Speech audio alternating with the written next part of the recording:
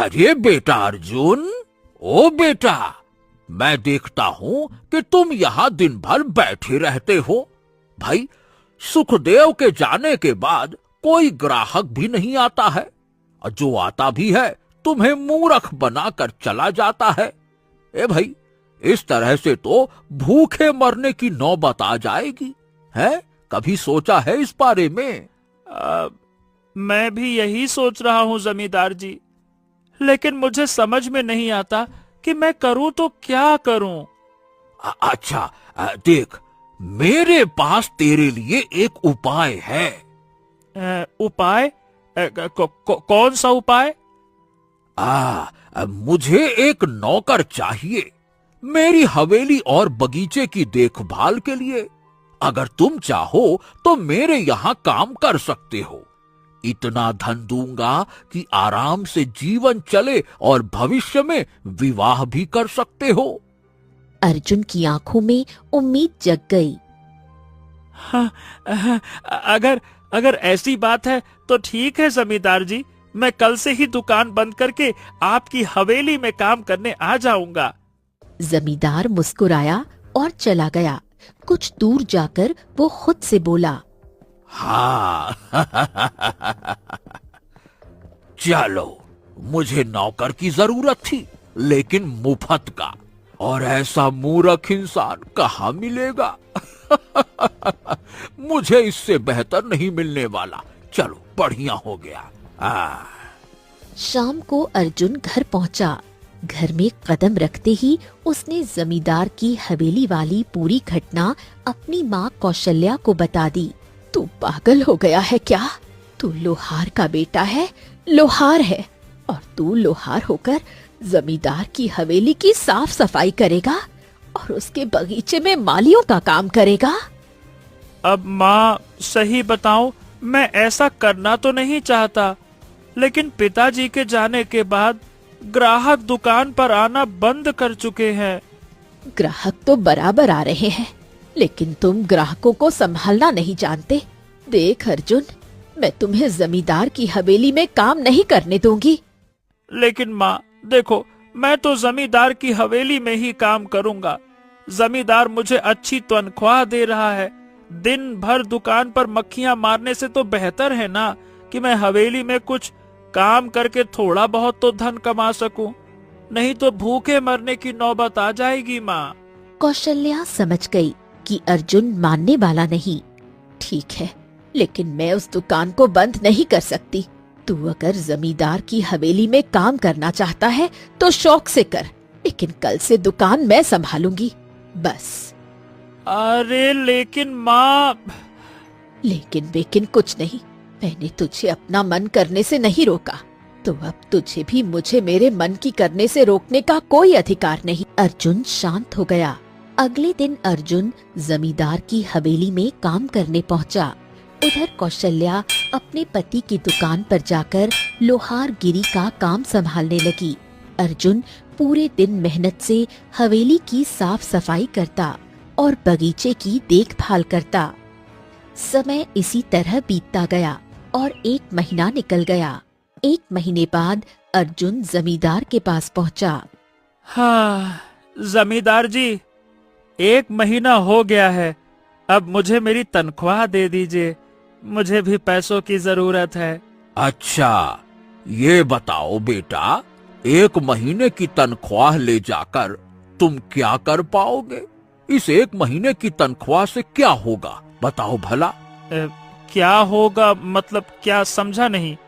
अरे मतलब ये है कि मैं चाहता हूँ कि तुम पूरे साल की तनख्वाह एक साथ लो। देखो बेटा, 1 महीने की तनख्वाह ले जाओगे, यहाँ वहाँ राशन पानी में खर्च हो जाएगा, कुछ बचेगा, कुछ नहीं बचेगा। अरे जब साल भर का तनख्वाह लोगे तो ढेर सारा धन तुम्हारे हाथ में आएगा, तब खर्चा करने में भी अच्छा लगेगा और बहुत से काम भी तुम्हारे हो जाएंगे। क्या कहते हो? सोचो, धन ज्यादा होता है तो अच्छा होता है। जमींदार की नसीहत है, खराब नहीं जाती। बताओ। अर्जुन गहरी सोच में डूब गया। हाँ, बात तो आप मेरे फायदे की कर रहे हैं। तो ठीक है, अब से मैं आपसे 1 साल बाद ही धन मांगूंगा। ठीक है, ठीक है। अर्जुन वहाँ से चला गया और फिर से हवेली की साफ सफाई में लग गया। कुछ देर बाद अर्जुन के कानों में पक्षियों के चहचहाने की आवाज टकराई। वो चौंक गया। न न न न न न न न न न।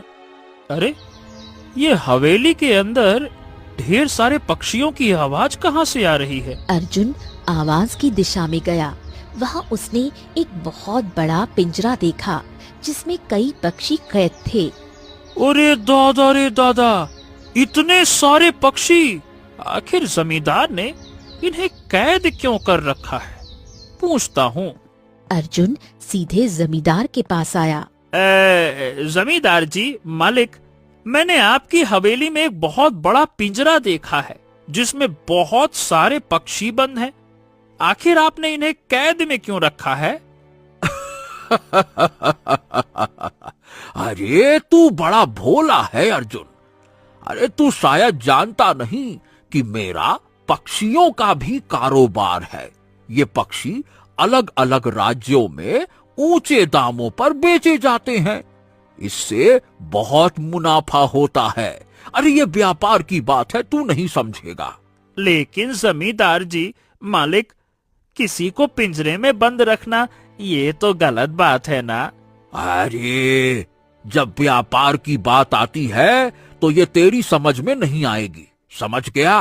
अरे सही गलत तू छोड़, व्यापार में मुनाफा देखा जाता है। बस तू अब जाके मेहनत कर, अपना काम कर, बाकी चीजों पर ध्यान मत दे, है ना? जा। अर्जुन चुपचाप वहाँ से चला गया। शाम को अर्जुन घर पहुँचा। माँ, मुझे बहुत जोर की भूख लगी है माँ। खाना बनाकर रख दिया है, लेकिन सुन, जब से जमींदार की हवेली में काम करने लगा है, तूने मेरे हाथ में एक सिक्का भी नहीं दिया। 2 महीने से ज्यादा हो गए हैं। ला, अब जल्दी से महीने की पगार मेरे हाथ में दे। अर्जुन चौंक गया। तभी उसे सब याद आ गया।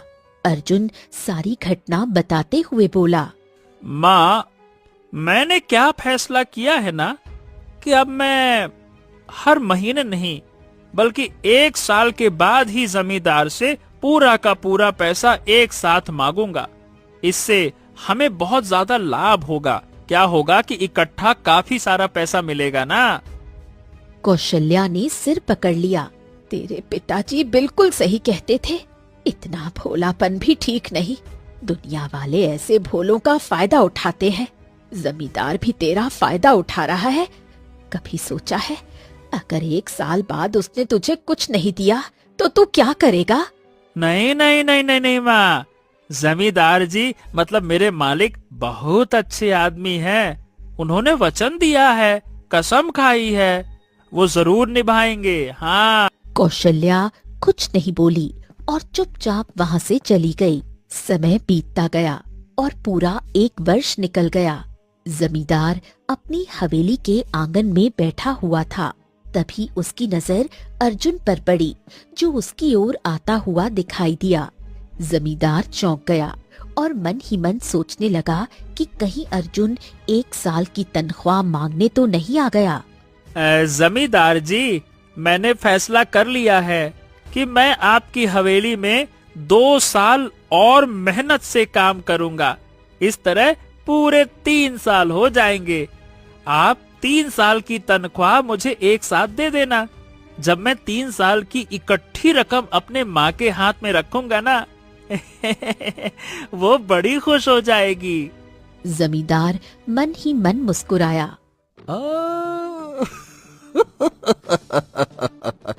बाप रे बाप, मैं तो बेवजह डर रहा था।